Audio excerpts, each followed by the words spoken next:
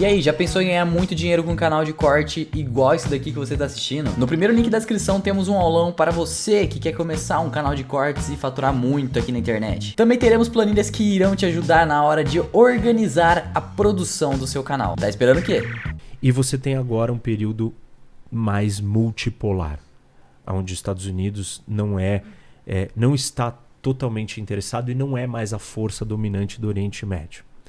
Dentro desses 3 períodos, todos os países se ajustaram e se adequaram de uma forma. Então a Arábia Saudita se aproximou dos Estados Unidos no período da Guerra Fria, porque você tinha os soviéticos que não gostavam de religião. A doutrina comunista não aceitava religião. Então o que os sauditas que queriam defender a sua religião iam fazer? Não iam ficar com eles. Não estavam com o Irã. Então se aproximaram dos Estados Unidos. Depois disso, a gente tem o fim da União Soviética e aí começa o período de domínio único dos Estados Unidos dentro da região. E no mundo, de uma certa maneira. Nesse momento, você tem a Guerra do Golfo. E aí os Estados Unidos vai lá, porque o medo da Arábia Saudita é... Quem falou que o Saddam Hussein vai parar no Kuwait? O próximo sou eu. E os Estados Unidos vai lá e entra na guerra, né? Coordena, lidera a coalizão para salvar o Kuwait e também proteger a Arábia Saudita. Então, os sauditas e os americanos ficam muito perto. E naquela época, os Estados Unidos dependia muito do petróleo da Arábia Saudita. Esse momento de transição da primeira fase para a segunda é bem claro. Agora, da segunda para a terceira, ele não tem uma data certa. Mas a gente pode dizer que ele começa a se transformar com a guerra do Iraque. Os Estados Unidos começa a queimar o filme, começa a ter uma insatisfação dos países com a guerra do Iraque, com todos os erros, com todo o problema que a guerra causou. Isso faz a imagem dos Estados Unidos lá dentro ficarem problemáticas. Além disso, acontecem 2 coisas nos Estados Unidos. Uma, pivô para a Ásia. Os Estados Unidos entendem que a maior ameaça, o maior perigo não está mais no Oriente Médio e que o grande adversário americano do futuro é a China. Então eles precisam direcionar sua força militar, sua atenção, seu foco para a Ásia. E abandonam o Oriente Médio. Depois de 2 guerras que consumiram trilhões de dólares e foram um fracasso. Afeganistão, Iraque, como o André citou, reconstruir países não é um negócio simples.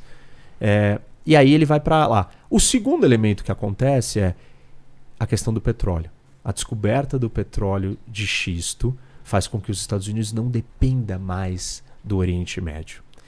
Então, os Estados Unidos abandona, ao mesmo tempo que os Estados Unidos faz esse movimento por essas razões, o mundo começa a mudar. O tamanho da economia americana não tem uma porcentagem do PIB global tão grande quanto teve antes, porque o resto está crescendo. Não porque os Estados Unidos está necessariamente em queda, mas porque o resto está ficando mais poderoso. China, Índia, BRICS, no geral, principalmente a China. Então o mundo começa a ficar mais multipolar. A Rússia começa a colocar a asinha de fora, coloca a asa completamente de fora quando ela invade a Ucrânia. Então o ápice dessa história se dá agora. E por isso que agora a gente tem essas mudanças tão grandiosas. Uma delas, posso falar depois você entrar aí, né, continuar com as perguntas, que é o acordo do Irã com a Arábia Saudita mediado pela China. Querem entrar nesse assunto ou vamos para mais perguntas? As perguntas estão em torno do quê? Vamos ver se muda de assunto. Tem mais uma aqui a respeito da Arábia Saudita, que é do Thiago Brandão. Ele falou se as leis religiosas da Arábia Saudita não são quase iguais à da Al-Qaeda. É que há uma diferença na Arábia Saudita entre a família real e quem gerencia as leis islâmicas internamente, porque há uma divisão, há um acordo, né, histórico no passado, porque a religião chegou a um dado momento, os arabistas, os clérigos religiosos chegaram a, eventualmente, até questionar a liderança da família real, que controlava as forças armadas e a política externa. E aí há realmente existe uma diferença entre o que a família real vê para o país e o quanto ele realmente consegue aplicar internamente. Então há um balanço de poder entre essas 2 coisas. Não é uma coisa só. É uma coisa.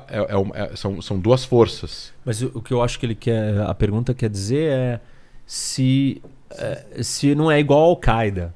E eu diria que não. Não é igual ao Al-Qaeda. Al-Qaeda é muito mais muito mais bárbara, muito mais bruta, muito mais absurda, muito mais extremista.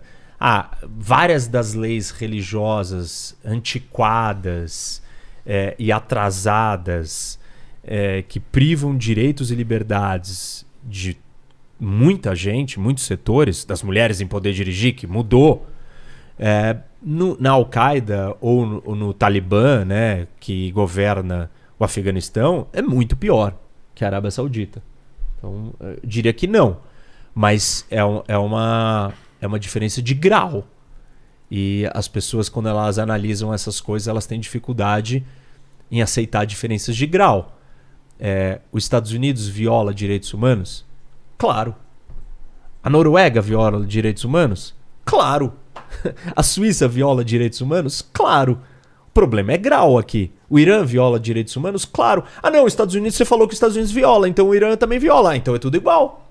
Claro que não. Senão, existe uma diferença de grau. Senão a gente coloca o cara que atropela uma vítima sem dolo Senão, e um cara que assassina 30 pessoas. Pedofilia com criança é igual você furar o rodízio. Exatamente. Então, São assim, graus diferentes. As pessoas têm muita dificuldade em entender isso. Você não pode analisar discussões que envolvem coisas políticas e morais se você não estabelecer algum grau.